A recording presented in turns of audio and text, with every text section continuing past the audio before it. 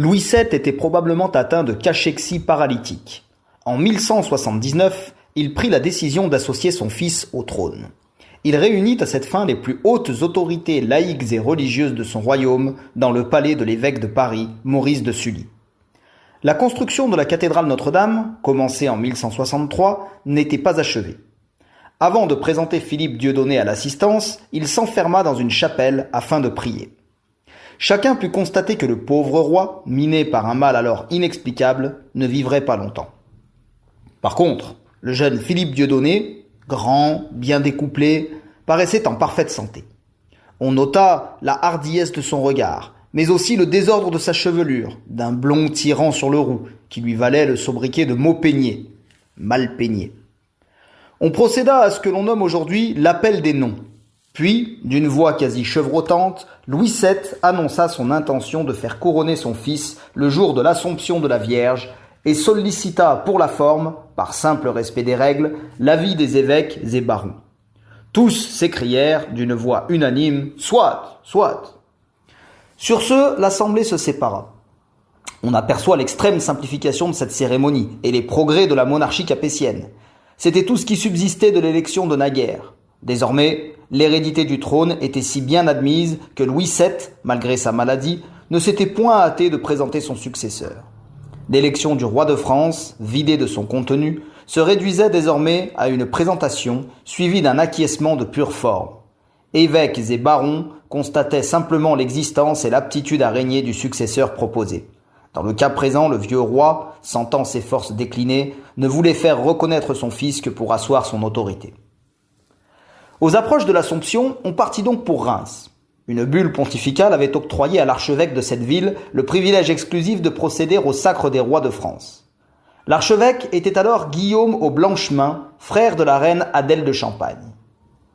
On fit étape à Compiègne. Philippe Dieudonné obtint de son père l'autorisation de chasser dans la forêt voisine, qui était autrement sauvage, profonde, impénétrable qu'elle ne l'est aujourd'hui. Des veneurs expérimentés et des gardes devaient, il va sans dire, veiller sur le jeune prince. Dès le début de la chasse, on leva un sanglier, dans lequel Guillaume le Breton voit une apparition du mauvais, s'apprêtant à déjouer les desseins de la Providence. On découpla les chiens et la chasse fut lancée. Pour ne point se disperser, et pour exciter les limiers à bien faire, on sonnait joyeusement du cor. Philippe montait un cheval plus vite que les autres. Par jeu ou par ignorance, il n'avait pas encore 15 ans, il distança ses compagnons. Et, toujours poursuivant ce damné sanglier, il embouqua un sentier obscur et se perdit. Il crut d'abord que les veneurs viendraient à sa recherche et qu'ils le rejoindraient bientôt. Il sonna du cor.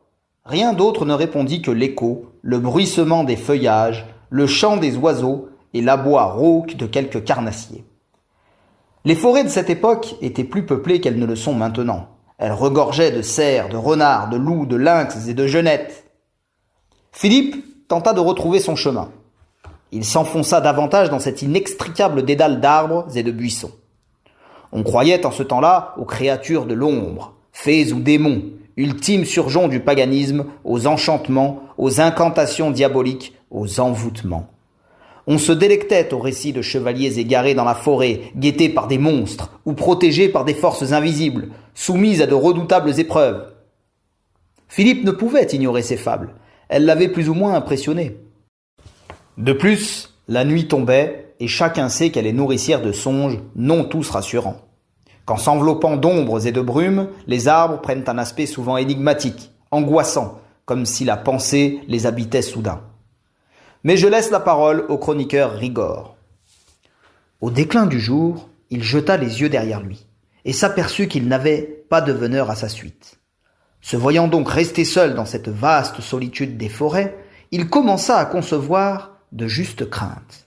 Il erra quelque temps seul, au gré de son cheval qui l'emportait çà et là. Enfin, ses alarmes croissaient. Il avait beau porter les yeux, il ne voyait personne. Il se mit donc à pousser des gémissements et des soupirs, et imprimant sur son front le signe de la Sainte Croix, il se recommanda très dévotement à Dieu, à la bienheureuse Vierge Marie et au bienheureux Denis, patron et défenseur des rois de France. À la fin de sa prière, il regarda à droite, et tout à coup, il vit près de lui un paysan qui soufflait sur des charbons ardents. Sa taille était haute, son visage hideux et noirci par le charbon. Il tenait une grande hache sur son cou. D'abord, à cette vue, Philippe trembla comme un enfant. Mais bientôt sa grande âme surmonta ses premières frayeurs. Il s'approcha de cet homme et le salua avec bienveillance.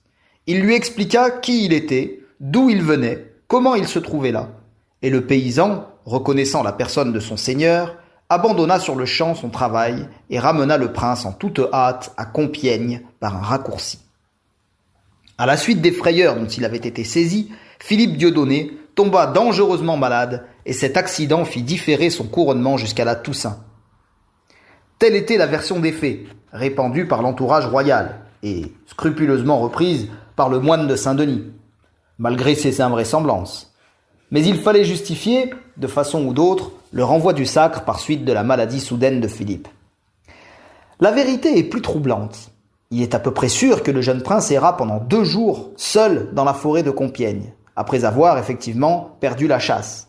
Sans nul doute, Louis VII fut prévenu le soir même de sa disparition par les veneurs affolés. Il dut organiser immédiatement les recherches, envoyer des hommes d'expérience, faire interroger les gens du pays. Il est pour le moins étrange que l'on ait mis 2 jours et demi pour retrouver Philippe. Il importe peu de savoir si ce furent, comme il est probable, des charbonniers au visage hideux qui le ramenèrent pantelant de terreur ou quelques seigneurs de la suite royale. Ce qui apparaît certain, c'est que le jeune prince était comme anéanti. Que s'était-il passé pendant ces 2 jours? Quelle rencontre avait-il faite? Fut-il enlevé, menacé? Rigord jette un voile pudique sur cette circonstance. Peut-être Philippe avait-il perdu l'usage de la parole sous l'effet du traumatisme. Les physiciens furent incapables de diagnostiquer son mal et, plus encore, de le tirer de sa prostration. Louis VII dut, la mort dans l'âme et le deuil au cœur, décommander le sacre. D'un coup, toute espérance lui était enlevée et le destin du royaume chancelait. Les prières du pauvre roi, des évêques, du bon peuple de France et même les invocations à Saint-Denis, patron du royaume, furent inutiles. Alors, tout malade et perclus de douleur qu'il fut, Louis VII prit l'héroïque décision de passer la mer afin de se rendre à Cantorbéry et d'implorer saint Thomas Becket. Il avait naguère protégé le futur martyr, il lui avait donné asile. Il lui paraissait donc naturel de demander son intercession, de placer Philippe sous sa protection particulière. Rigord omet ce détail, parce qu'il était moine à l'abbaye de Saint-Denis. Il y avait concurrence entre les saints eux-mêmes dans la mentalité de cette époque. Il faut ajouter qu'Henri II accompagna fort courtoisement Louis VII à Cantorbéry. Mais peut-être se réjouissait-il secrètement de la maladie qui mettait l'héritier du trône de France dans l'incapacité de régner. Philippe Dieudonné avait une robuste constitution. Il se rétablit peu à peu. Cependant, ce mal mystérieux laissa des séquelles. Une nervosité anormale et une propension à l'anxiété qui expliquent certaines de ses réactions et de ses attitudes. Le sacre put avoir lieu à la Toussaint. Rigord déclare que Louis VII avait convié à cette cérémonie tous les évêques et barons du royaume. Il insiste sur la présence, en tant que vassal, d'Henri le Jeune, fils du roi d'Angleterre. Il le montre tenant humblement la couronne sur la tête du roi de France en signe de la soumission qu'il lui devait. Mais il omet, bizarrement, de mentionner les noms de Philippe de Flandre qui portait l'épée de Charlemagne, de son beau-frère Baudouin de Hainaut, de Richard et de Geoffroy Plantagenet, frère d'Henri le Jeune. Il ne signale pas l'absence de Louis VII qui, ayant pris froid pendant son pèlerinage, était hors d'état de paraître, ni celle de la reine restée à son chevet, ni davantage celle de ses frères, les comtes de Champagne et de Sancerre. Pour les esprits avertis, ces absences revêtaient une signification précise. Les Flamands l'emportaient sur les Champenois. Était-ce involontaire ou concerté? Changeait-on d'alliance? Le sacre n'avait pas encore la splendeur qu'on lui connaîtrait par la suite. Il ne durerait guère plus de 3 heures, et non 7 ou même 8.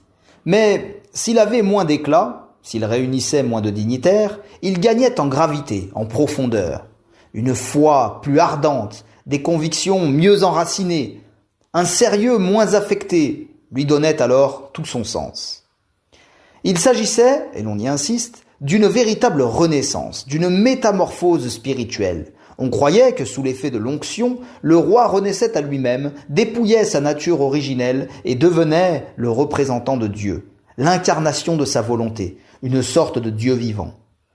L'ampoule de Saint-Rémy assurait le contact avec le Créateur. Elle était en elle-même un mystère. L'huile qu'elle contenait s'était solidifiée depuis Clovis, mais sa quantité restait constante. À chaque sacre, on en détachait quelques parcelles avec une aiguille d'or, on les mêlait ensuite aux crèmes pour appliquer les 7 onctions. Même abrégé, le cérémonial, élaboré par Louis VII, devait être assez éprouvant pour un garçon de 15 ans, surtout venant de recevoir un tel choc nerveux. Mais les chroniqueurs ne signalent aucune défaillance de sa part. On peut donc croire qu'il surmonta son émotion et peut-être sa faiblesse. Il était désormais Philippe II de France. Il ne deviendra Philippe Auguste que beaucoup plus tard pour les historiens.